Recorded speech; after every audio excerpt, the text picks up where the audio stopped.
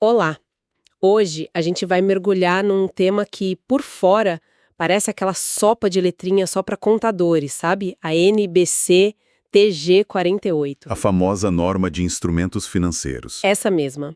Mas a verdade é que esse documento é, assim, o que define as regras do jogo. Ele dita como as empresas mostram o dinheiro, as dívidas, até as apostas no mercado. Exatamente. E entender a lógica por trás dela é como aprender a ler a mente financeira de uma empresa.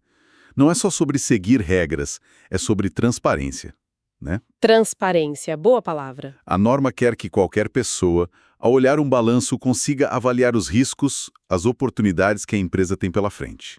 Sem truques, sem maquiagem. É isso! Então, a nossa missão aqui não é recitar a norma, longe disso, mas sim decodificar a filosofia por trás dela. Por que uma dívida só aparece no balanço num momento específico? Como a norma força uma empresa a, escolher uma identidade para os seus investimentos? E como ela tenta mostrar a foto real de uma estratégia de proteção, o tal do hedge. Isso! Vamos usar as fontes que a gente recebeu para extrair as ideias que realmente importam. Vamos lá. E para deixar tudo mais concreto, que tal se a gente acompanhasse uma empresa fictícia? Uma startup. Adorei a ideia. Vamos chamar de Açaí Tech. Uma startup que está crescendo e começando a lidar com essas questões. Perfeito. Então, a Açaí Tech precisa de dinheiro para expandir. Ela vai a um banco, consegue seu primeiro grande empréstimo. A primeira pergunta que a norma responde é: quando exatamente essa dívida aparece nos livros da empresa? Essa é a questão fundamental do reconhecimento. A mão do CEO. Não, não. A norma é muito clara.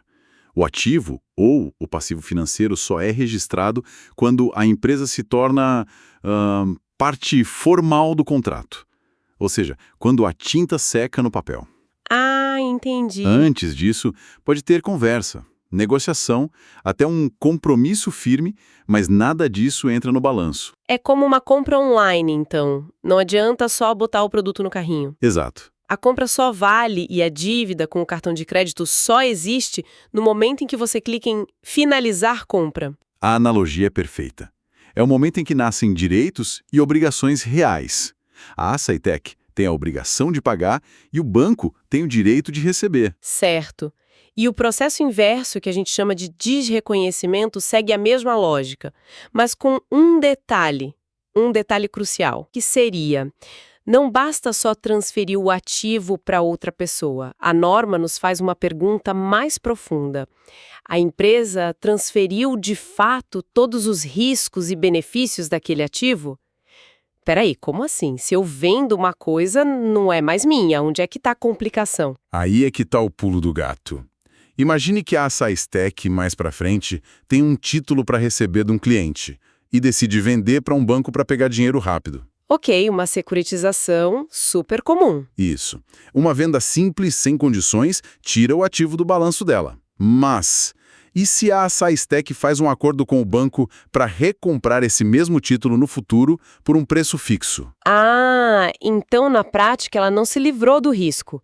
Se o cliente final não pagar, o problema de alguma forma volta para a Açaí Tech por causa desse acordo. Exatamente. Você matou a charada. Nesse caso, a norma diz: sinto muito, Açaí Tech, você não transferiu os riscos de verdade. Uhum. O ativo continua no seu balanço e o dinheiro que o banco adiantou entra como uma nova dívida. A norma quer evitar essas manobras para artificialmente limpar balanços, sabe? É uma regra anti-maquiagem, então. Faz muito sentido. Ok, então, uma vez que o ativo está dentro do balanço da Açaí Tech, o que acontece? Ela só joga lá e pronto. Não, aqui vem a parte mais estratégica, que é a classificação. E, para decidir isso, a norma obriga a empresa a responder duas perguntas fundamentais. A primeira é sobre o propósito dela. Ativos financeiros? Quase isso. A primeira pergunta é: qual é o seu modelo de negócios para este ativo? A norma quer saber a identidade da empresa em relação àquele investimento. Ok. Basicamente, existem três possibilidades. A primeira: você comprou esse ativo, sei lá, um título do governo, só para sentar e receber os juros até o vencimento. Certo, modelo investidor paciente. Isso. A segunda: Você comprou para receber os juros, mas não descarta vender no meio do caminho se aparecer uma boa oportunidade. É um modelo híbrido. O oportunista estratégico. Perfeito. E a terceira, você comprou com o único objetivo de vender em breve para lucrar com a variação de preço. O famoso trader. Entendi. E o ponto crucial aqui é que a norma diz que o modelo de negócios não é o que a diretoria diz numa reunião. É o que a empresa faz na prática. É observável. Ah, claro. Se a empresa diz que é paciente, mas vende 90% dos títulos toda semana, a contabilidade não pode aceitar essa história. Entendi. A empresa precisa ser coerente. E qual é a segunda pergunta? A segunda é sobre a natureza do ativo em si. Os fluxos de caixa que ele gera são exclusivamente pagamentos de principal e juros. Traduzindo, a norma está basicamente perguntando: isso se parece com um empréstimo normal ou tem alguma coisa mais exótica aí no meio? É exatamente essa a pergunta. O objetivo é separar os instrumentos financeiros simples, previsíveis, de outros mais complexos. Dá um exemplo de algo que não passaria nesse teste. Claro, a própria norma cita um ótimo: um título de dívida que pode ser convertido em ações da empresa. Ah, um título conversível. Isso. Quem compra esse título não está de olho só nos juros. O grande atrativo é a possibilidade de o valor das ações disparar. O retorno dele não é exclusivamente principal e juros, entende? Entendi, tá ligado à performance de outra coisa, as ações. Exato. Falha no teste. Então, a resposta a essas duas perguntas define o destino do ativo na contabilidade. E isso leva a diferentes formas de medir o valor dele. Exato. 3 maneiras principais. Se o ativo é simples, como um empréstimo, e a SciTech só quer receber os pagamentos, ele é medido pelo custo amortizado, uma medição estável. Faz sentido, não tem por que ficar reavaliando a preço de mercado algo que você não pretende vender. Precisamente. Agora, se for aquele modelo híbrido, ele é medido a valor justo por meio de outros resultados abrangentes. As variações de preço são registradas, mas ficam meio que escondidas numa parte separada do patrimônio, sem poluir o lucro. Ah, então a empresa mostra que o valor mudou, mas não deixa essa mudança bagunçar o resultado principal. Isso. E por fim, todo o resto, os ativos para negociação, o título conversível, cai na categoria de valor justo por meio do resultado. Qualquer variação no preço, para cima ou para baixo, impacta o lucro ou prejuízo. É a categoria mais volátil. Então essa classificação inicial é uma decisão gigantesca. Mas e se a SciTech mudar de ideia? Aí você tocou num ponto sensível. A norma é extremamente rígida com a reclassificação. Não pode simplesmente mudar. Não.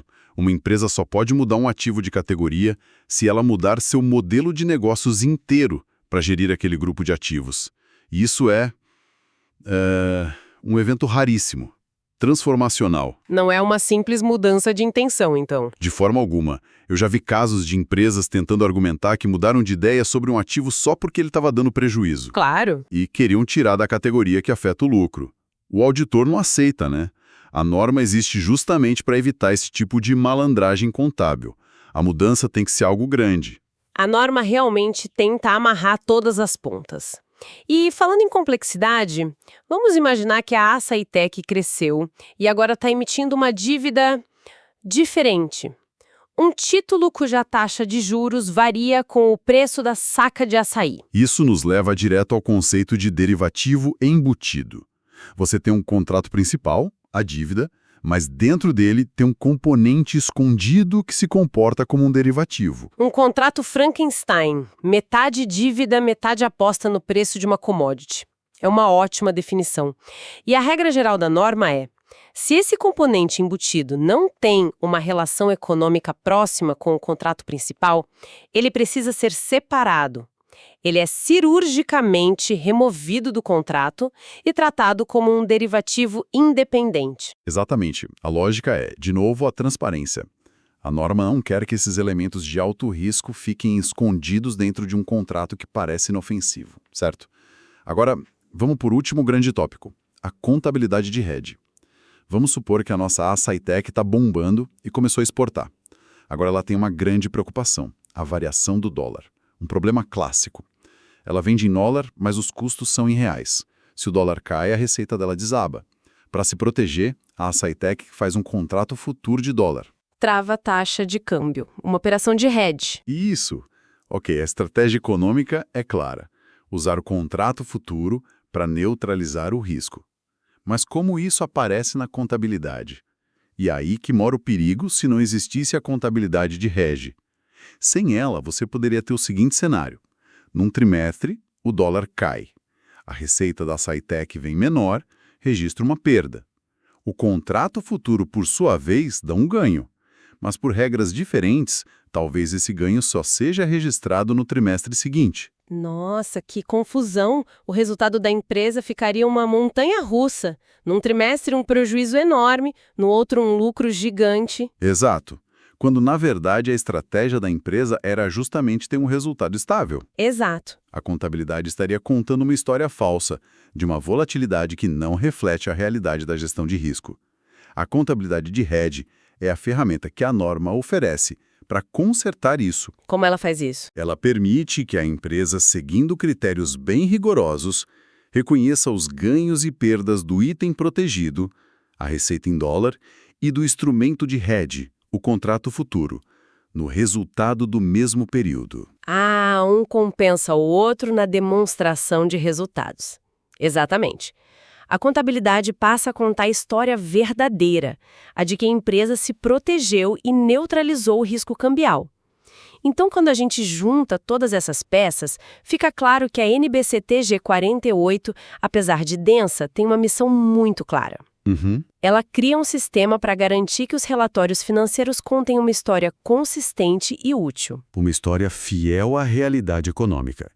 Desde o momento em que um ativo entra no balanço, até como estratégias complexas de risco são apresentadas, o objetivo é sempre o mesmo. Dar ao usuário da informação uma base sólida para tomar decisões. Isso.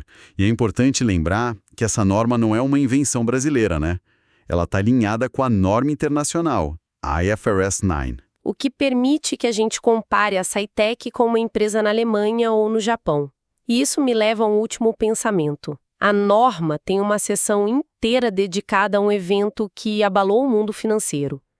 A reforma das taxas de juros de referência, como o fim da famosa taxa Libor, uma taxa que era base para trilhões de dólares em contratos no mundo todo. Exatamente. E o que isso nos diz? Uma norma contábil pode parecer um livro de regras estático, gravado em pedra, mas ela não pode ser. Tem que ser um documento vivo. Precisa ser um documento vivo, que respira e se adapta a mudanças sísmicas no mundo real. O que acontece com a contabilidade quando um pilar do sistema financeiro é simplesmente removido e trocado? A norma precisa se adaptar para que tudo não entre em colapso. Ela precisa criar exceções, guias de transição. Isso nos deixa com uma reflexão interessante. A contabilidade não está numa torre de marfim ditando regras abstratas. Ela está numa dança constante com a economia real, correndo para refletir a realidade de um mundo que não para de mudar. É a prova de que a contabilidade não é só o registro do passado, mas uma linguagem que precisa evoluir continuamente para descrever o presente e ajudar a prever o futuro.